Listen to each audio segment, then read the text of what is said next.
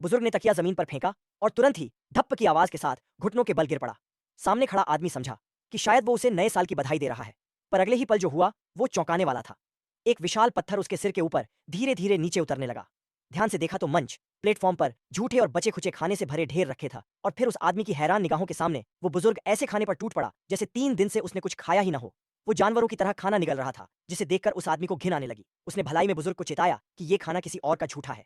बुजुर्ग ने तिरस्कार भरी नजर से उसकी ओर देखा और फिर सिर झुकाकर दोबारा खाने लग गया, क्योंकि यह जेल दूसरी जगहों से अलग थी। यहाँ एक दिन में सिर्फ एक बार खाना मिलता है, अगर नहीं खाओगे तो भूखे रह जाओगे। लाचार होकर उस आदमी ने मंच पर से एक तुलनात्मक रूप से साफ सेब उठा लिया। उसकी इस हरकत को देखकर बुजुर्ग ने एक रहस्यमयी मुस्कान दी।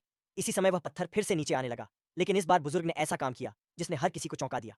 उसने नीचे रखे खाने पर एक जोरदार थूक दिया, और यही नहीं, अपनी पैंट उतारकर उस खाने पर पेशाब भी कर दी।